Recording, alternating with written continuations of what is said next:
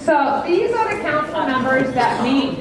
We try to meet once a month, and the purpose is to make sure that we have something we can do to have a place to talk about women, also to talk about the aspects of what we can do furthermore or further the industry for C-suite women, senior executives, for diverse spend, and to make sure in our industry that we can keep the movement going. So thank you all for coming, and we're going to take it away with Vanessa. All right, everyone, welcome. My name is Vanessa Montanez, and I'm part of the NAWRB's Diversity and Inclusion Leadership Council, and I'm really excited to be here. I believed in Desiree. I met her years ago, I want to say about 8 years ago, and I've seen her trajectory and her vision just keep growing and growing and becoming better and better. So I'm co-chairing and also moderating this, but I'm all about those numbers. So the reason that we're here is that we want to bring awareness to have more women in the boardroom, also more women in the C-level, the executive level, and across the globe. So those that know me, I'm an avid reader and I'm all about stats. So I'm like, where are women now today? So I went into my Google mode and I went to Catalyst. Catalyst.org does great analytics and information across the world.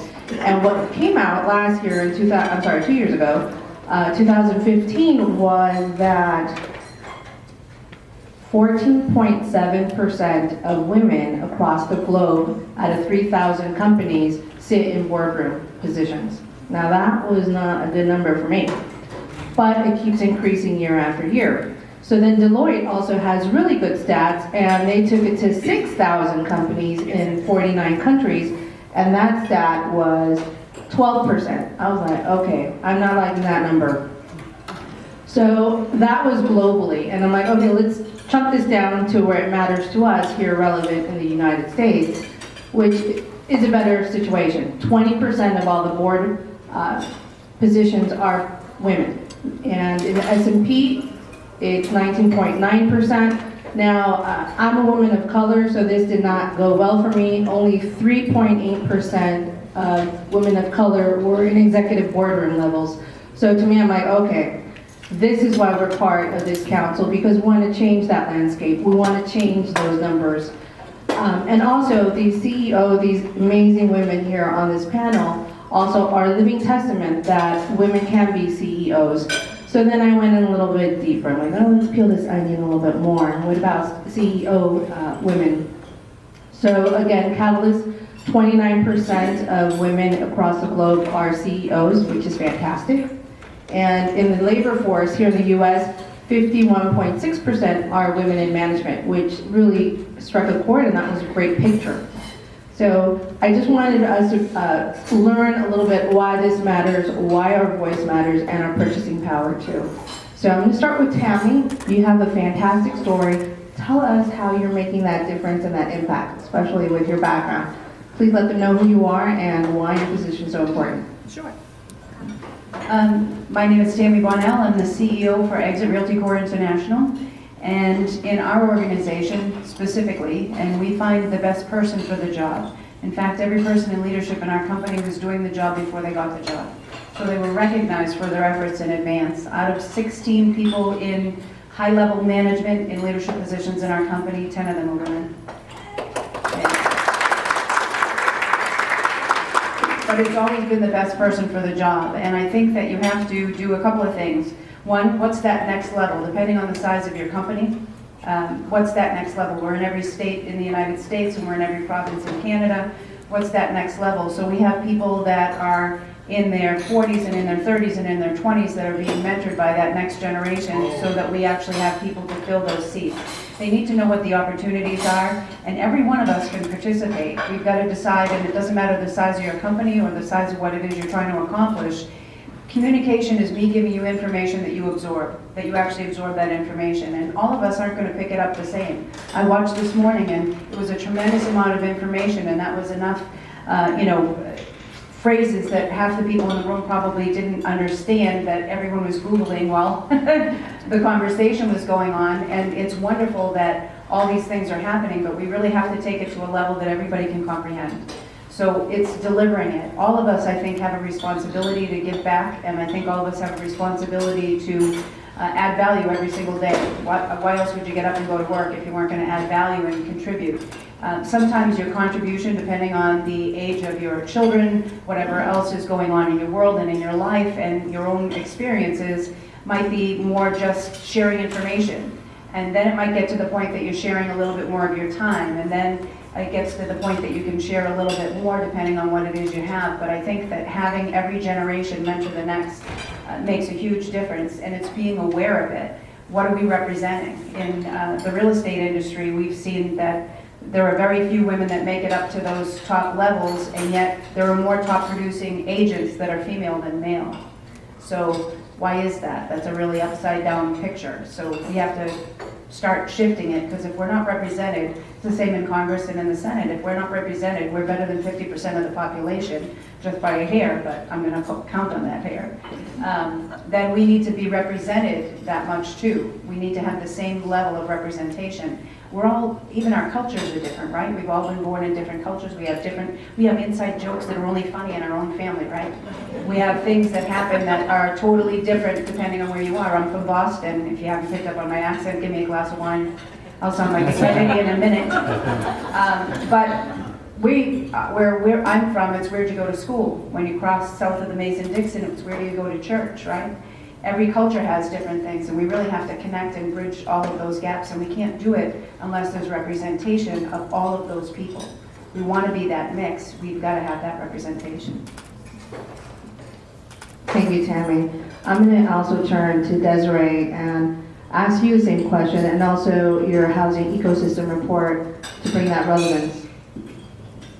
So what was the question again? What are you doing to change the landscape of C women? And also, I think the homeownership report would be really great. Well, the NDIlC was formed 2 years ago specifically to change that landscape. You know, some of the conversations that we've had, like Amy Brandt, several others here, unfortunately I couldn't be here today. She's only moving from Texas to Arizona as we speak. Is the fact is that we have the same Rolodex, we have the same blood, we talk about the same thing. And so what we're doing here is that collectively we're from different organizations, trades, impact of businesses and industries within the housing ecosystem. We developed the very first Women Housing Ecosystem Report, and that's to talk about the women from C-suite, entrepreneurs, diverse spend, home ownership, and poverty. When's the last time you've ever heard of anyone speak about women's poverty on a national level? Never. Yet it needs to be done, and the only way we're going to do that is by connecting all the dots here. Hence the very different broad spectrum that we've been doing. So I think, you know, not to steal the thunder of everything that's going on here, is I want everyone to talk about organically of what they've gone through to get where they are today, and highlight. Last year we had a panel, the same panel, I was talking about with different participants, but we wanted to talk about the organicness of just the everyday life, what you've been experiencing, where you're going, because we can relate then pull it back into how we all got here to go through that. So my vision through NAWRB, through the board, through the support of our strategic partners and all the different agencies, entities, and public and traded companies and government to make sure that that thread continues, because it's small and mighty, like sharing 5 people. How powerful that is to take care of the entire consumer complaint for the entire nation. That's crazy. But it's just one individual people can make that difference. So. Toni, we want to hear from you. You always bring a lot of relevance. Why diversity and inclusion for you? Actually, I have a lot of thoughts, as you can imagine. Let's be honest. When we talk about putting women on boards, we're talking about white women, which is outrageous. Because we don't talk about putting women of color on boards. And women, frankly, don't do enough.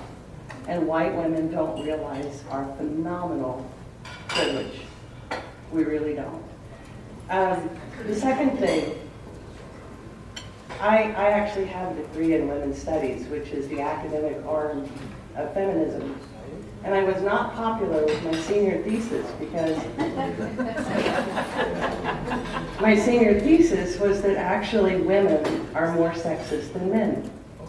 And the reason for that, my rationale went, is we're the mothers who raise the sons to be sexist. What the hell is that about? Then my third thought, and I just lost my, you know, a lot of these boards, and I've sat on a couple of them, this is hand-to-hand combat.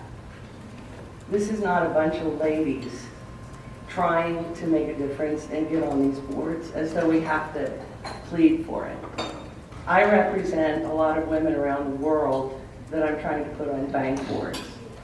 And we play dirty. And dirty means going to the shareholder meetings and shaming the shareholders. Because the guys are so entrenched, they don't want to lose that entrenchment. So I think that what we really need to be talking about is strategy, and get real and get honest and actually do something. And we can't do anything playing nice. And it doesn't mean we have to be the bitches from hell. But it does mean that we need to be smart about how we go about this. Much smarter.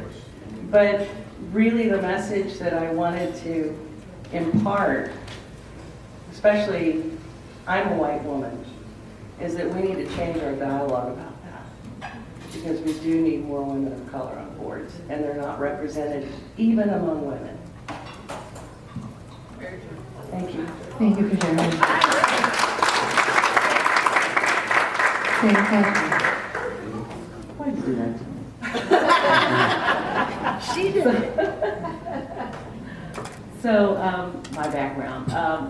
I really want to focus on today and going forward because that's what really matters. One of the things, I am the COO of the area of mortgage services. So not only do I have the responsibility of making sure that I have opportunities for women within my organization, I also have the added responsibility of making sure that our supplier network also resembles my commitment and my passion. So of the officers, the 10 officers that report into me, 50% of them are women.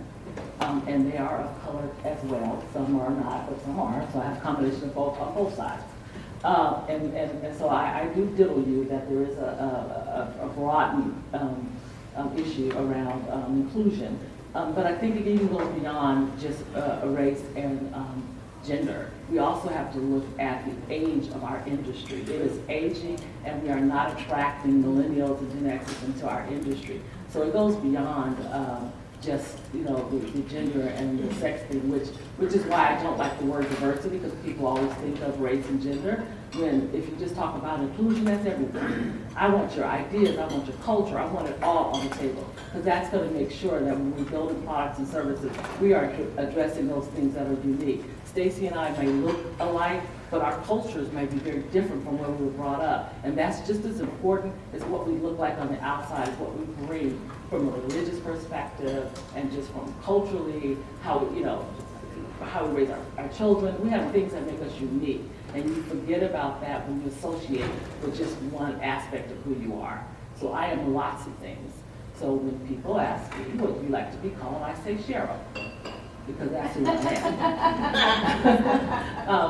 am. So from my commitment and some of the things that I'm doing to help improve that, because it's one thing to talk about it, but it's another to actually act.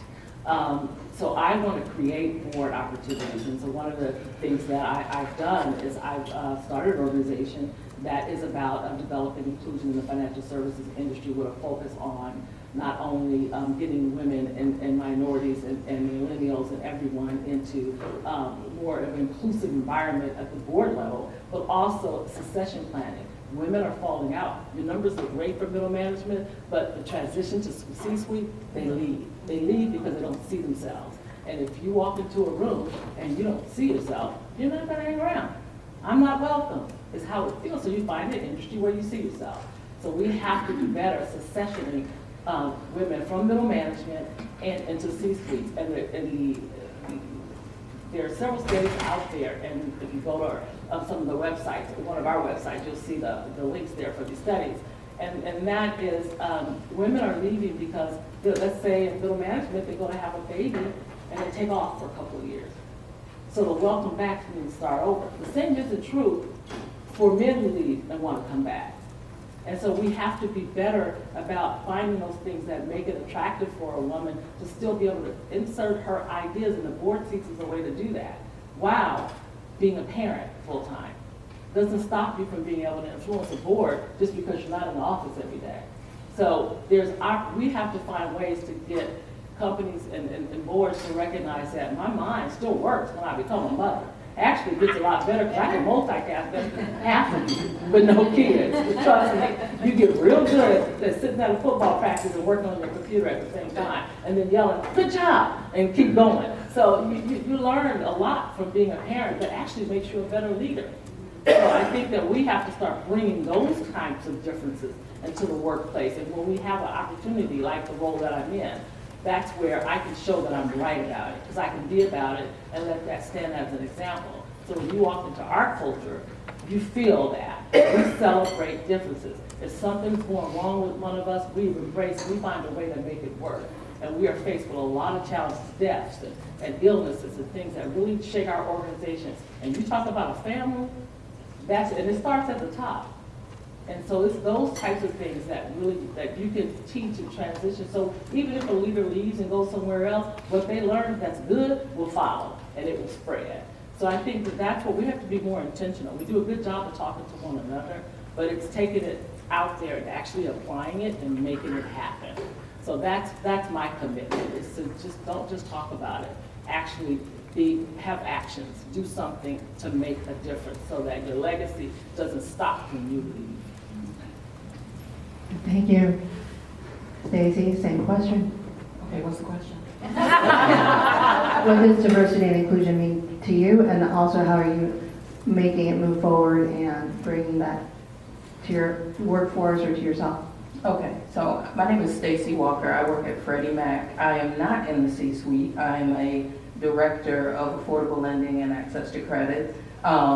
I feel like I'm in the C-suite sometimes because, as Cheryl was mentioning, those numbers drop so dramatically once you get to that middle management level. I've been with the company for 25 years, and so that's a long time to work up to be a director, okay? And so when you look at the number of VPs we have that are people of color and then women of color, it's dramatically low. And I'll give you this. We just hired a chief diversity officer that is a woman of color. And I was so excited. I just was like, well, what's her name? Well, when did she start? I got on an airplane immediately because I wanted to meet this woman and just talk to her and hear her story. And she has a very, very dynamic story of being in this arena of diversity and inclusion.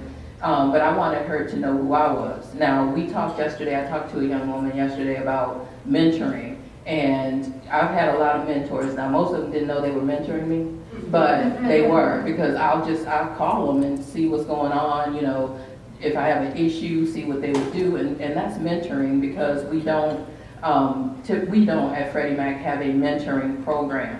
So those of us who are trying to do better and rise, you know, up in the ranks, we do just call on each other and talk and get advice. What else was the question? You answered it just perfectly. Huh? No, you're talking about mentoring, that's fine. What diversity and inclusion means to you. Yes. So we are a part of the affordable lending department, and in that group we try to get more minorities into homeownership. And my team specifically, we work with a lot of nonprofit organizations who provide education. And what I find is that a lot of the people who come for the education are women in homeownership session, but a lot of women take the lead in making the decisions about buying a home. And I was very surprised. We've been doing a lot of work in Mississippi, and in just 2.5 months time period, we've seen over 500 people come for help as far as getting their credit up, getting their credit up, learning about home ownership, and 80% of those people have been women. And that was just amazing to me, and I really didn't think about it until I started looking at this conference and what I was going to talk about. I really started looking at the number of women who are coming in to get educated. So it's amazing to me how women are driving home ownership. Women are driving home ownership, and so they want to see people like them talking to them. And so my team is totally a diverse group. We have African American, we have Latino, we have a young lady from Pakistan who's here in the room today. But we are out there educating on home buying and home ownership, and they want to see people who look like them. And so diversity to me is a very important term as far as doing the outreach that we do. Thank you, Stacey. This is a perfect segue for the next question. What are you doing daily to ensure your personal development on yourself? For your position, your time management, what are you doing daily just to make sure that you're doing that personal development and growing as well? Are you doing it all the way around? Yes.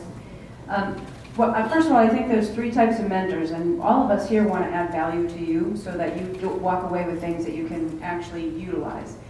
There's 3 types of mentors in your life. There are mentors that are people that really inspire you, that you want to follow. I highly recommend that everybody find 6 to 12 mentors that are in a field you want to learn about, or even from a personal perspective, that are people you really admire. Whether you follow them, you connect with them on Facebook, you pick up the phone and say, let's grab a cup of coffee. They want to share the information they have. They want to share how they got there, and it might give you one extra edge, but I promise you, you will give them as much in return. I do a lot of mentoring with other people, but I've had mentors through my entire life, and it really does make a difference. The second mentor is books, and you can read anything and you can really learn, and it doesn't matter where you are. It has nothing to do with the circumstances you're in. It has everything to do with the choices you make every single day. And the third form of mentor is usually something that happens as life-changing. It doesn't matter whether that's having a baby, having a loss, getting married, getting divorced, having a market crash, but it makes you grow up faster, and it makes you adjust faster. For us as a company going through the recession, we weren't a publicly traded real estate company. We were individually owned, and we had to, everyone in leadership skipped paychecks, and we all rolled up our sleeves, and we kept 100% of the sales staff, and we sold our way and worked our way out of the recession. And it's a totally different thing when you have to roll up your sleeves and you have to do it yourself. A couple of things that I'd make for suggestions. First, every day, because you can start every day new, take 120 seconds at the beginning of the day, close your eyes, and ask yourself what you want to get out of today. And get a picture of it. It'll put you in the zone. I do it every single day. It'll put you in the zone. I started doing it in martial arts. I took it into the business side, and it really will keep you in that lane, and you'll be amazed at how much it comes true the way that you planned it in your mind. So you're not living by default. Most people live by default, not deliberate intent. This shows your deliberate intention. At the end of the day, no matter how good or bad the day went, take 120 seconds and ask yourself what worked, not what didn't. Ask yourself what worked, because something always did. It might have been that you just gave somebody reassurance, or it was the right tagline in an email, or you got to mentor somebody, or somebody mentored you. But whatever those things are that you have for a gain, that will help you to start the next day that same way. There's a great book called Organize Tomorrow Today, and so for me, I always put the top 3 things I want to accomplish out of the next day. I write them down before I go to bed, and I sleep on it, and your subconscious does the work, and I don't go to number 2 until I finish number 1. And it's amazing how much more you'll accomplish. I'm very fortunate. I've been really blessed. I have a really good work ethic. I'm a daughter of Irish immigrants, so whoever had the longest reach got the rolls. And so we absolutely learned work ethic. I started my first company when I was 11, and I sold my first house when I was 13. So Wait, what was that first company when you were 11? I'm curious. It was a cleaning company, so I could clean houses, new construction, because I could get dropped off because I didn't drive yet. And I could get dropped off and go from house to house. But the point in having is you've got to always be open to what that next opportunity is, and where you really want to go, and be deliberate about all of those. Be deliberate about all of those opportunities for yourself. And every day you'll start to improve. Look around at whoever else. Don't limit who it is that you can expose yourself to. either. Last year I asked Condoleezza Rice to spend a half an hour with me and she did. And it's because you had the right questions or they were going to be in the right place. Plan in advance. The biggest thing though that I can tell you works for me better than anything else I've ever done is that I do a 6-week action plan every 6 weeks for my entire company and for my entire life. So I'm responsible for about 30,000 people right now, and I'm on about 150 planes a year. It gets kind of busy, so I was joking around this morning, what time is it and where am I? But you truly, you get more out of it if you have that deliberate intent. So halfway through the month, I book off 4 hours to work on my life and on my business, not in it, and I plan in advance for the next 6 weeks so it overlaps. I've coached probably half of the top 500 power brokers in the country, and they'll tell you that's the #1 thing that they still continue to do. But do it for your life and for your business, and I plan in advance. How do I want that event to go? How do I want those people to feel? Who should I be inviting? Who should I be talking to? If you work on your life, not in it, for those 4 hours, you'll be amazed at how much everything in your whole entire life will change. The trajectory of everything in your life over that next month and the next month. And keep questioning yourself, how can I fine tune it? How can I improve it? How can I make it better? People will think you did something. What'd you have done? What did you do? And the only thing that happened is you got nicer, right? You got better at what it is you're doing because you made it a deliberate focus. So I put together everything I'm going to read, everything I'm going to listen to. I have a file on every person that I'm going to get in front of. I Google every person that I'm going to get in front of. I friend them on Facebook. I connect with them on LinkedIn because it's about them. It's not about me. So I know what's going on in their world when I get in front of them. But that's all in making sure that you have that deliberate intent and that action plan. If you walk away with nothing else I ever say, I'll tell you that it absolutely works. Thank you.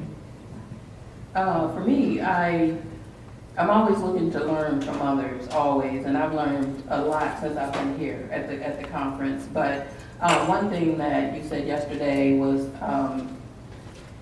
you reached out to the Girl Scout troops and trained them on finances, but they had to have a plan. And I'm thinking, I'm very busy, everybody's busy, but I'm always thinking, how can I do one more thing? My daughter's a Girl Scout, and I never thought about, I'm there already, probably doing some other work. Why can't I just teach about financial literacy and credit, and just, because they do sell cookies, they sell stuff all year, and I'm the one selling it. And so I need to start teaching them, so next year maybe she can do a little bit more and more. But that was such a great story, and I just never thought about doing that. So thank you. You're going to be my new mentor. You know it now. So, but that's my story. For me, it's education. I'm currently working on my doctorate. I am in the midst of writing my thesis, and I should be. This time next year at the conference, I should be Dr. Johnson. And I believe very much about just constantly reading up on things that you're interested in. You hear about like fake information. That only works because people don't educate themselves for themselves.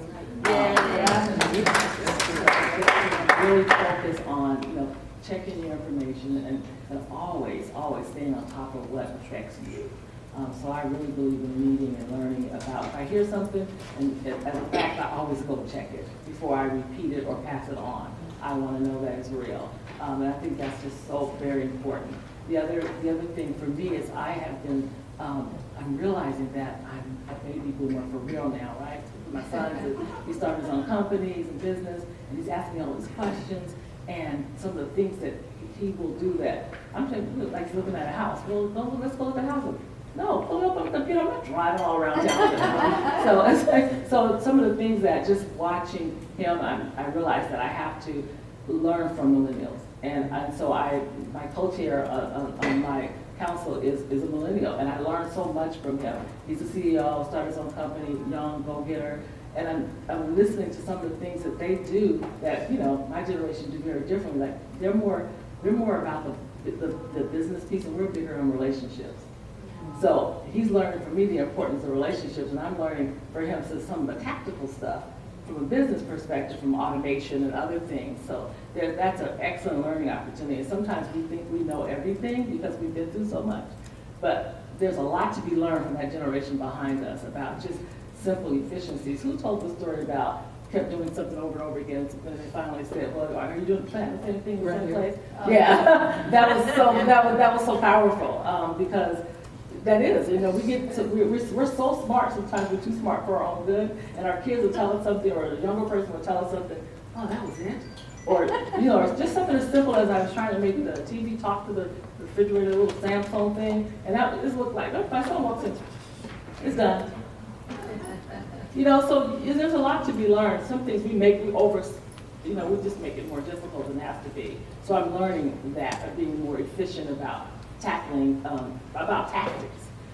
And that I'm not as smart as I think I am all the time about everything. So I think there's a lot to be learned from that next generation. And so I spend a lot of time doing that now, because it's making me a better leader when it comes to succession in them to the next level. So I have some accountability in that regard, and that may be why they're not staying, is because we're not listening. So that's my focus, is just working with the next generation and constantly educating myself. Wow, I'm learning a lot from y'all. I really am. Tami, the greatest struggle in my life is staying present in my own life. And so much of what you were talking about was being present, because I'm always in my head. But kind of, this is going to be no surprise to y'all, but I take a lot of risks. A lot of risks. And I tend to tread territory that people really haven't tread before. So I don't have a lot of role models. And does anybody remember the book, Are You My Mother? Yes. Y'all remember that? Yes. So I kind of go through life like, are you my mentor?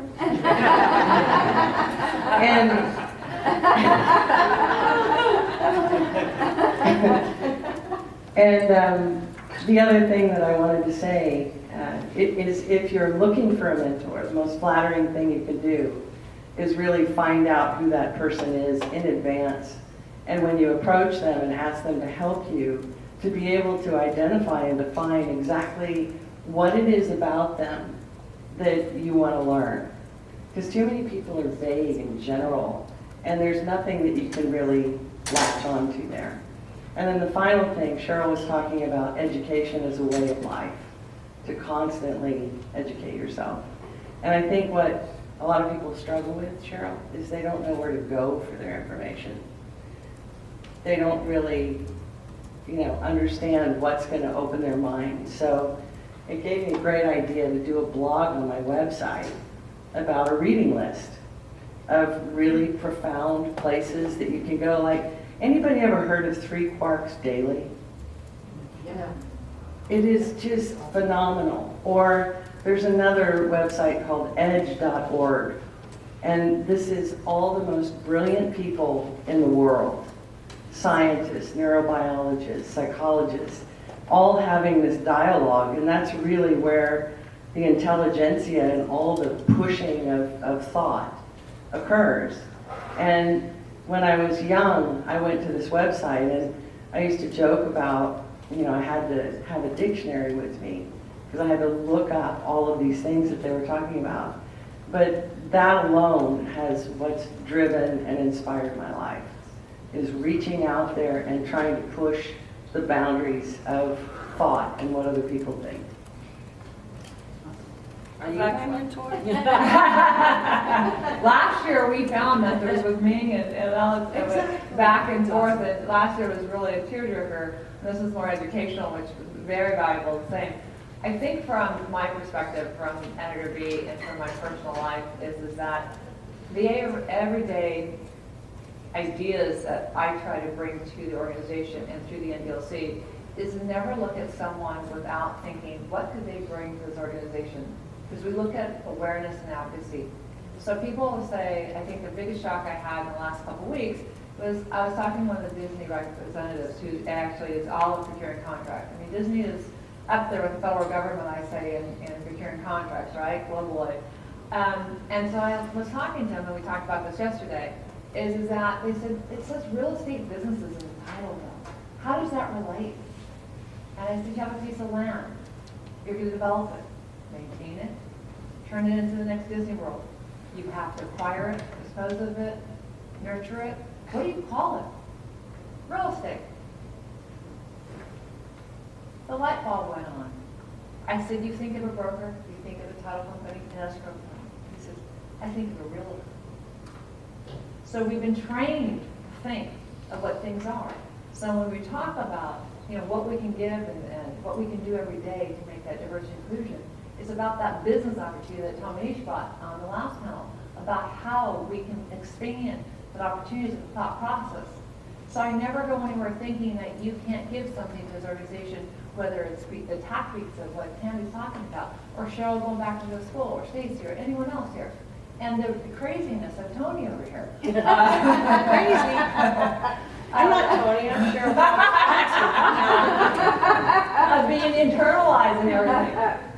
But the beautiful of this is that we have been able to put together here through the last 9 years of some of the most diverse executives that you can imagine in the housing ecosystem, because I've never allowed myself and the people I've spoken to ever think that they would never be inclusionary in this organization in some way, shape, or form. And that is how, according to Montanez and several other people, say, how would you get all these people in the same room that are at the executive levels that are here? It's because I've never sold myself or my thought process that they cannot be inclusive, that I can learn something to make myself better, to make D&I better. And to answer your question, I failed on the first time, what D&I was zoning over here, I apologize. What D&I means to me, that means it's the it factor. It factor means that it can be anything, including a robot, which is, we're supposed to lose 40% of our working force in the next 15 years. That's really scary. But the idea is that the best it should get the job in any capacity.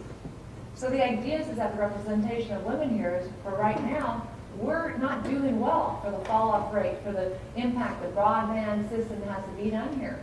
And the idea is that if we can help and incur and promote within women to women, men to women, teach men how to react to why it's so important for them, how they treat a woman, not just based on what they think, but what we actually feel, and be open enough to explain that to them, this will be a better society from all age brackets, for all diverse sections.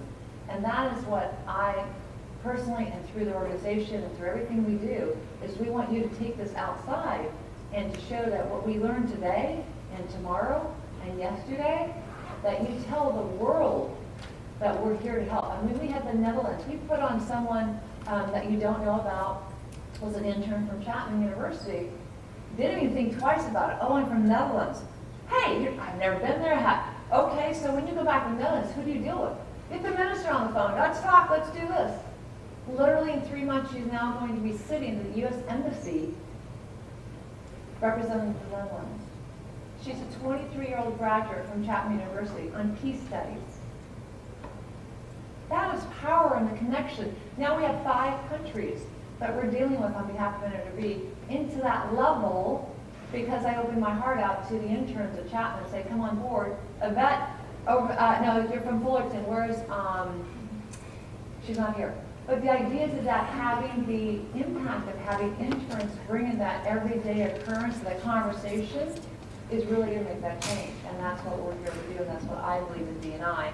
And my everyday thing is never look twice at someone and say why we would fit and go next. I said, no, let me study you before I meet you and what you bring to the table. And that's why I get to know everyone very intimately before I put you on stage, because I can know everything about you, that I can call you out on the carpet. We only have a few more minutes left. Did she say the best id for the job? It's Dan. So, wait, I'm saying, Tami, back to you. We're going to do some closing thoughts, how you'd like to close out the section, and hopefully a few Q&A from this wonderful audience here. Toni, go for it. What was the question? Any closing thoughts that you have? Are you my mentor? Any closing thoughts? Anything to help them for women. What you can do as a woman that you've struggled with that'll make them want that as a phrase. That's powerful. Toni, come on. No, actually, I'm looking at everyone out there and I'm interested in what y'all struggle with. What's the most difficult for you? So how many of you struggle with feeling like you're never good enough or you're insecure? How many people struggle with that? Be honest, raise your hands. Good, I thought it was just me. I feel better.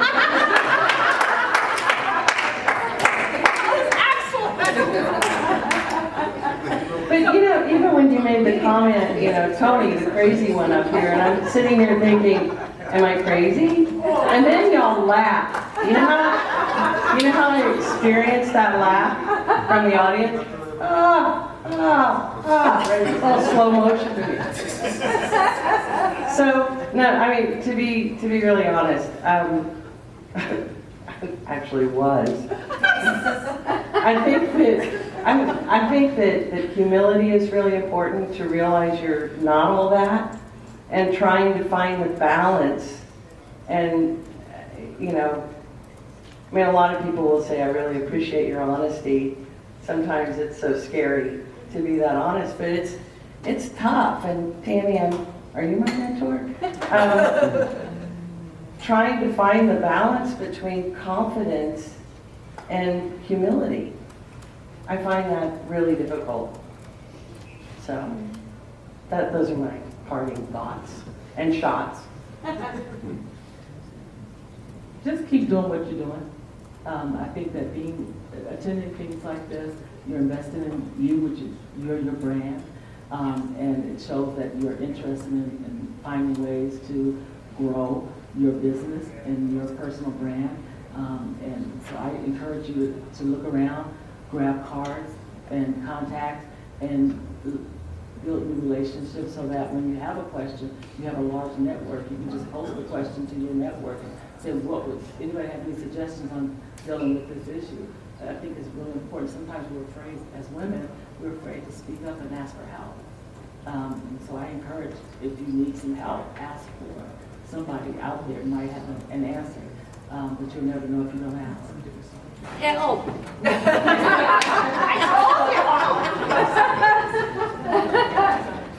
Wow, this is an interesting group up here. I would just say communicate and reach out. If you have questions, if you want information, reach out. I feel like anybody up here would be receptive to that. You may not get an answer right away, but you will. Marcia won't take 8 phone calls. It just maybe 2. But just reach out if you need information, and we're more than happy to help. First, I think that you have to be involved to evolve, right? You have to be involved in something in order to grow. So congratulations, you're halfway there if you're showing up at something. I was taught from a really early age, work on your business, but work on yourself more, because you are literally your brand, and everybody is always going to buy you first. And that makes a huge difference in the way that you grow. How many of you are parents? So guilt, work-life balance, all that sort of stuff. I'm going to give you a couple things that have worked for me. I'm not perfect. I think that the thing that is most important is that your kids know that you've done the best you can with what you have. And my children are now 28, 32, and 35, so I'm on another side of that spectrum. I have 3 grandkids, but I can tell you a couple of things that I did really right that really made a difference. Number 1, have a common ground. It doesn't matter what that common ground is that all of you have in common. For us, we all love to read, and we all do martial arts. So we did it together as a family for decades, and to have that common ground that you can share something, that everybody can be good at one or the other things, and it doesn't matter what that is. It could be playing chess, it could be playing board games, something that you have as a common ground that relates back to your family. Without question, do it. In my family, we always had an event on Sundays. Has always been family day, or Sunday night has always been family night. And we talk about what everybody wants to do for the week. So for my kids, and I didn't travel until my children got to high school, certainly not to this level, but still had to find that work-life balance. And when you're home, you want to be, you think you should be at work, and when you're at work, you think you should be at home. So I asked my children, what do you want to do this week? And I would make a commitment to each one of them for one thing that they want to do this week. But here's the key. I didn't say we're going to do that Tuesday at 3, because the stuff might hit the fan Tuesday at 3. I promise we do it this week. So I might be running up the library steps with Megan at 5:30 when the library closes at 6 on Saturday, but I never broke a promise the entire time that they were growing up. William might go lift weights with me at 5 o'clock in the morning because it was the only time, but I never had to break a promise. It will make all the difference in the world on how your kids relate back to you, and we really, what good are we if we're not role models on that side too? And decide who you want to be a role model for, because it'll make you start thinking. If you think of the most important person to you sitting on your shoulder watching you every day while you're going to work and as you go through your day, you'll step it up a notch. You'll absolutely step it up a notch, and every one of us is here to help. Thank you. Desiree?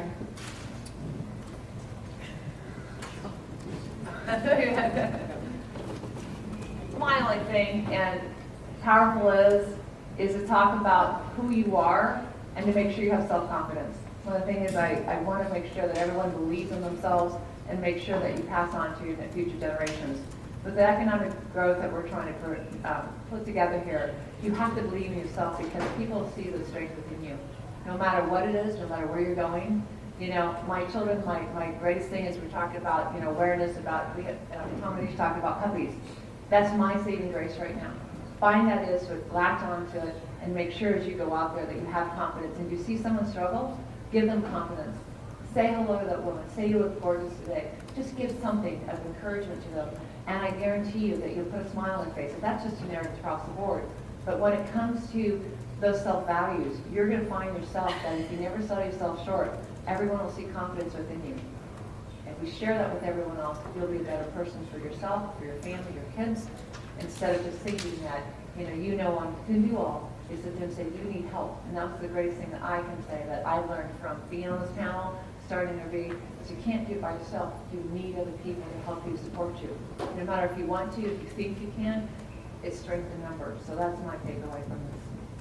Fantastic. Is there any questions from the audience? About how, as an aging industry, there's a lack or a gap between the current generation and, like, let's say the millennials or even a generation younger to follow them. So how do you change within to engage that community to bring them on board so that you can get them interested in that real estate investment, in that idea that more women, more culturally diverse and inclusive women across the board can be represented? You want to go first? I mean, it's a great question. And one of the things that it takes educating people about the financial services industry. We've got to have that outreach, that education. There's a generation, for example, my son's roommate in college had to leave because his parents lost their homes. And he said to me, Mom, we think you guys suck because a lot of our friends' parents lost their homes. And I look at it from his perspective. So we have to re-educate them on our industry, and that the 2008 crisis doesn't define our industry, our sector of the industry, because the financial services industry is obviously much bigger than just the real estate portion of it, and we have to educate around that. And another thing, at least what education is so important, I lecture on financial literacy, and in talking to a group of young people, I asked a group of single women, do you have life insurance? They said no. So I said, who's going to pay for your burial if you die? Who are you going to stick with that expense? They never thought about it. And it's things like that, just basic educational stuff about insurance is a part of the financial industry. And then another group of millennials I'm talking to about financial literacy, no one ever told them, like for example, they said my parents' bank never came to me and said, this is what you graduated from high school, here's some information for you to start working on building your wealth management and how important it is to save and not spend all your money when you get your first job. Never approached them. So they said, so when I make money, I'm not going to them. That's a big statement, and that speaks to how we show up in this industry as professionals. We have to reach back. We have to institute programs that help them understand what services exist within this industry and what opportunities, how they can play a part in changing it. So it takes us actively going out and speaking at colleges and schools about our careers and what the financial industry has done for us. So education is so important, and sharing the literacy that around all the different products and services that exist and the career opportunities that exist. That's what it takes to make them interested. If you know if you have a kid who's into IT and you know somebody in the financial services industry that is in IT, link them up, let them see, let them learn the ideas that they can bring. 'Cause I think the big change maker in automation is going to come from that generation in our industry. And hopefully they work for me when they You know, I'm really optimistic about the next generation, incredibly optimistic, because they not only want to have some sort of a work-life balance and have this quality of life, but they want to add value, they want to make a difference where they are. The key thing is that we have to be where they are, right? We have to be where they are, and they're not going to be in the same place that necessarily we are. We might not go to the same restaurants or the same places, right? We might not show up at the same things. I actually spoke to International Rotary about a year and a half ago for attracting millennials to Rotary. How many of you are aware of the Rotary Club, right? The average age is basically a fossil. And so a lot of blue hair, you know, it's a very aging population, much more aging than the real estate industry. I actually had a person with their teeth in a glass next to me while I was waiting for them to speak. And I'm not kidding, can't make this stuff up. So, but I'm in a room with 70 different countries, and I stand up, and the reality is that the Rotary Club wants to eradicate polio by 2020. How many people that aren't involved in Rotary actually know that? 0. So the next day, they had a bike ride to raise money for literally eradicating polio, and they had 50 people show up with 70 different countries because they didn't get millennials involved. They didn't get Generation X, Y involved. They didn't get people that could actually take something viral. We have to be on Facebook, we have to be on Instagram, we have to be at Snapchat, we have to be everywhere that the age and the generation, I think the next generation is going to be born with 4 thumbs, right? So we have to be where they're going to be in order to be able to communicate. And then we can bridge it both ways, but we can't just say it's the way I've always done it or because I said so. That might work in my house because I'm the mom, but it doesn't probably work anywhere else. We have to actually bridge that gap together. So for us as a company, we do it all the time. We connect through Facebook, we connect through all different channels, not just specific channels, and we actually have mentoring for every age range so that they can come to the next generation up. But it's never that they're going to just learn from me. We're going to learn from them because you both get so much out of it and so much information. But let's all be proactive and roll up our sleeves and decide, okay, this is what I'm going to do to make a difference doing that.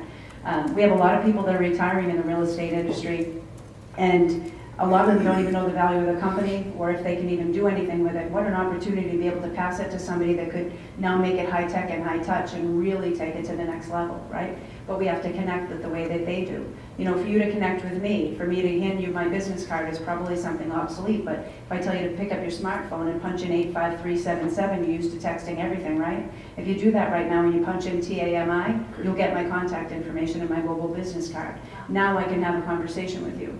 You have to be it and live it. You can't just say it. I think that's probably the biggest difference. Can I add one last thing? So this industry is really stuck in a post-World War II mindset. We live in a globalized world, and this industry really hasn't changed much. And the way that we live has changed, but the way that we build homes has not. And I think, you know, the industry isn't sexy to younger people. And we need to make it that way because nothing, to me, is more interesting than how we live and how we pay for where we live. So what I feel the most passionate about is we need to change the purpose of housing. A home is not just where you live, it needs to help you make a living. And I think that's the biggest mind shift that needs to occur in this industry. And frankly, the new American dream is not to own your own home. It's to own your own business because people want some control over their future. So I think that millennials will be the ones to start changing the purpose of housing, that they'll demand that homes be built that actually help you make a living, and that's where the future is going. Wow. With that, we're done. Yes. Thank you all very much.